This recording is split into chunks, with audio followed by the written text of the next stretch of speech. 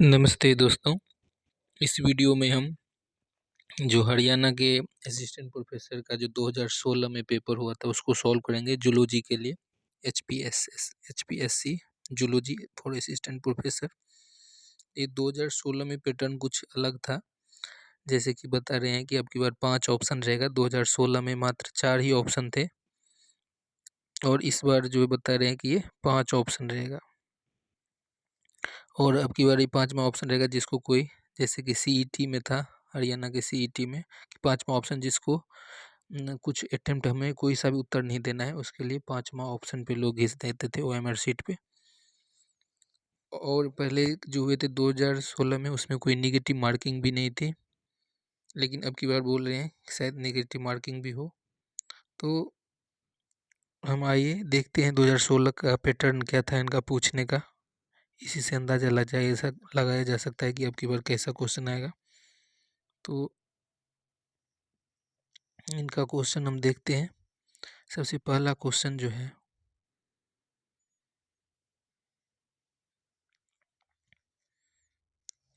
कि which one of the following interaction play a major role in the stabilising B D N A जो होता है उसको stabilising करने में कौन सा इंटरेक्शन मेजर रोल प्ले करता है। तो इसका जो आपका राइट आंसर होगा वो होगा हाइड्रोजन बॉन्ड। ठीक है, और एक स्टैकिंग इंटरेक्शन भी रोल प्ले करता है और एक हाइड्रोजन बॉन्ड, ये दो सबसे ज़्यादा मेजर रोल प्ले करता है आपका पीडीएनए के इंटरेक्शन में। दूसरा क्वेश्चन देखते हैं। Henderson equation can be represented as. Henderson equation जो है ये आपका एसिड बेस से रिलेटेड है क्वेश्चन, और इसका जो राइट आंसर वो आएगा सी में pH equal to P K A plus log salt by acid. तीसरा क्वेश्चन देखते हैं। The peptide bond is rigid because it is. Peptide bond कैसा होता है? रिजिड होता है जो due to partial double bond. क्योंकि आपको पता है कि सिंगल बॉन्ड मान के चलिए यदि हो तो उसमें रिजिडिटी नहीं होती, वो आसानी से घूम सकता है एक दूसरे के प्रति। लेकिन ये यहाँ पे आपका ओ जुड़ा रहता है, यहाँ पे एच रहता है। ये ओ जो है कभी तो इसके इधर आके यहाँ पे डबल बॉन्ड क्रिएट करता है पार्शियल, ये कभी ये ऊपर चला जाता है नेगेटिव चार्ज ऑक्सीजन को। तो इस कारण इस बॉन्ड पे सी एन के बीच में जो पार्शियल डबल बॉन्ड करेक्टर हो जाता है, जिसके कारण ये रिजिडिटी हो जाती है इसकी। ठीक है, तो इसका राइट आंसर आपका बी होगा। अब हम चौथा क्वेश्चन देखेंगे। चौथा क्वेश्चन कह रहा था कि the angle between the two long helicals arm of T R N A is about. T R N A आप लोगों को पता है ये आपका एंटीकोडन साइड होता है, ये आपका आर्म होता है, एक्सेप्टर भी कहते हैं, और दोनों साइड जो होती है आपका लूप होता है। तो ये जो लॉन्ग हेलिकल है इसके बीच में लगभग 90 डिग्री का एंगल होता है, आप देख सकते हो। तो इसका राइट आंसर जो है डी होगा, ये वाली डी 90 डिग्री। ठीक है, अब पांचवा क्वेश्चन देखेंगे।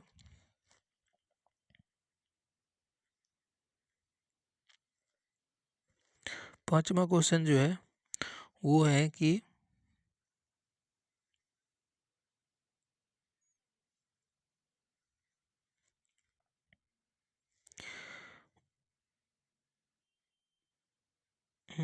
वो ये है कि what is the relationship between the hydrophobic interaction and temperature. Temperature और हाइड्रोफोबिक इंटरेक्शन, हाइड्रोफोबिक इंटरेक्शन होता है जिसमें कोई बॉन्ड तो बनता नहीं, लेकिन मान के चलिए जो हाइड्रोफोबिक रीजन है यहाँ पे मान के वेलिन है, एलेलिन है, जिसमें कोई चार्ज नहीं है, हाइड्रोफोबिक इन नेचर है, आपस में उनका इंटरेक्शन निकल आता है, उसको हम हाइड्रोफोबिक इंटरेक्शन कहते हैं। और ये इंटरेक्शन जो है जैसे जैसे टेम्परेचर बढ़ता है वो बढ़ता ही चला जाता है। तो इसका राइट आंसर जो होता है ये आपका डी होगा। छठवां क्वेश्चन बोला है which of the following equation represent the reciprocal of the Michaelis Menten equation. Michaelis Menten equation क्या होता है? मैक्लिस मेंटन में जो होता है, जो वेलोसिटी जो होती है वो आपके वी मैक्स इंटू आपका सबस्ट्रेट का कंसंट्रेशन डिवाइड बाय के एम, मैक्लिस कांस्टेंट है जहाँ पे, प्लस सबस्ट्रेट। ठीक है, ये आपका है मैक्लिस एंड मेंटम का इक्वेशन। इसके रेसिप्रोकल करके देखेंगे तो जो आ जाएगा, तो ये ए वाला ऑप्शन आपका राइट है, 1/v, 1/, इसका रेसिप्रोकल 1/v, और ये वाला पार्ट ऊपर, ये और ये ऊपर और ये नीचे। तो इससे आपका जो ऑप्शन है पहला सही है। छठा क्वेश्चन हो गया, ये वाला पहला इसका राइट आंसर है। अब हम अगला देखेंगे, सातवां क्वेश्चन क्या पूछता है। तो सातवां क्वेश्चन जो पूछ रहा है वो पूछ रहा है active site of all serine protease consist of. ये जो सेरीन प्रोटीएज है इसको हम क्या इंडो पेप्टाइडेज भी कहते हैं, ठीक है, क्योंकि ये प्रोटीन को काटता है बीच से, इसीलिए इसको सेरीन इंडोपेप्टाइडेज भी कहते हैं। और इसके बोल रहा है कि ये एक्टिव साइट पे क्या होता है, तो इसके एक्टिव साइट पे सेरीन, चूँकि सेरीन प्रोटीज है तो सेरीन तो होगा ही होगा, हिस्टिडीन है और एस्पार्टिक एसिड है, ठीक है। और इसका जो एग्जाम्पल आ जाता है, जितने भी इंजाइम सिक्रीट होते हैं जैसे काइमोट्रिप्सिन, जो जितने भी प्रो इंजाइम जो इनएक्टिव रहता है उससे एक्टिव में होता है, वो जो होता है इसका एग्जाम्पल है आपका सेरीन प्रोटीएज का। काइमोट्रिप्सिन लाइक सबटेलिन, सबटिलिसिन, ये सब एग्जाम्पल है कुछ सेरीन प्रोटीएज का। अब आठवां question, in pyruvic acid number of carbon are, number of carbon pyruvic acid में 3 होता है। अब है क्रेब साइकिल जो है इज एम्फीबोलिक पाथ पे, it is complete in, complete कितने स्टेप में होता है, तो इसका राइट आंसर 10 होगा। 9 जो है वो आपके क्रेब साइकिल के साइकिल में आता है स्टेप, और एक इसको भी काउंट करता है ये, जब ये पैरविक एसिड से एसिटाइल कोएंजाइम बनता है, तो एक पहला स्टेप ये होता है, बाकी 9 स्टेप क्रेब साइकिल, तो टोटल ये 10 स्टेप होता है, ठीक है। और ये सारे माइटोकॉन्ड्रिया के अंदर होता है मैट्रिक्स में। अब है अगला क्वेश्चन 10वां। 10वां क्वेश्चन बोल रहा है कि cell cycle is controlled by, cell cycle जो होता है, जैसे सेल सेल साइकिल में ये आपको पता है कि एम फेज होता है, जी फेज होता है, एस फेज होता है, G2 फेज होता है। ये है जैसे कि G1, ये है एस, ये G2 है, ये एम है। तो इन हर जगह एक चेक पॉइंट लगा होता है, और इसको साइक्लिन और साइक्लिन डिपेंडेंट काइनेज कंट्रोल करता है।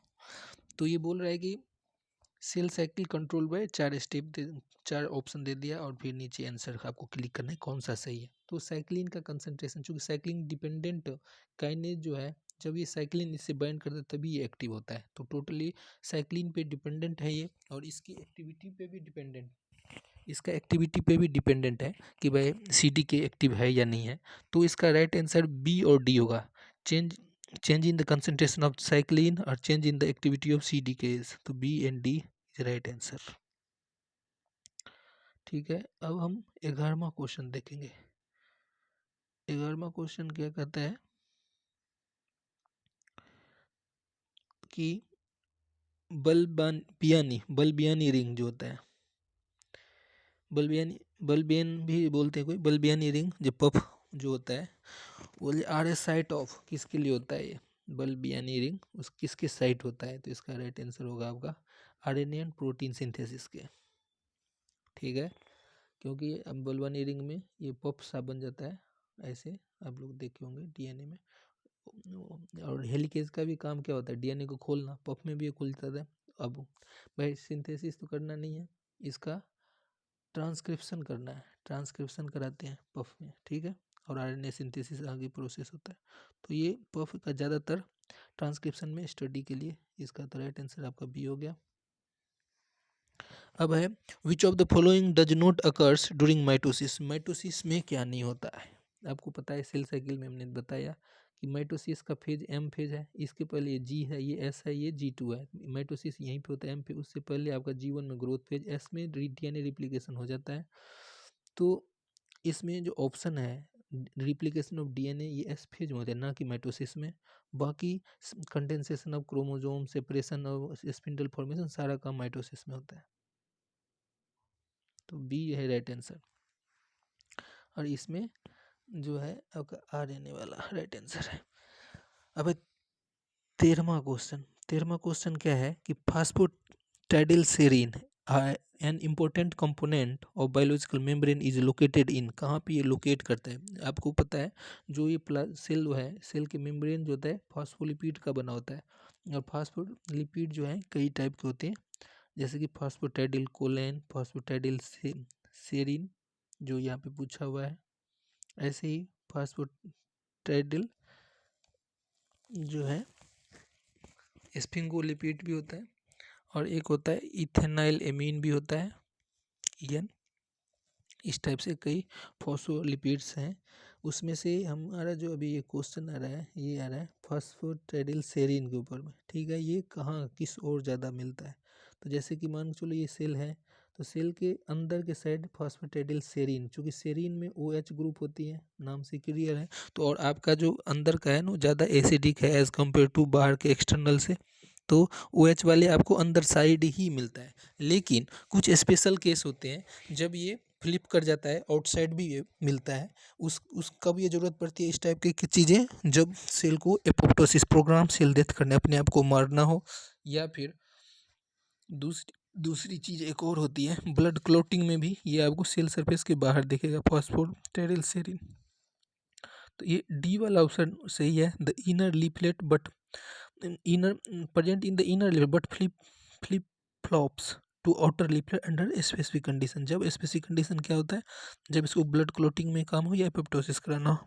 तो आज के वीडियो में इतना ही। इस जो 2016 का ये जूलॉजी का असिस्टेंट प्रोफेसर का हरियाणा नाम पूछा गया है, इसको हम सारा ही सॉल्व करेंगे एक एक करके। धन्यवाद आप लोगों को देखने के लिए।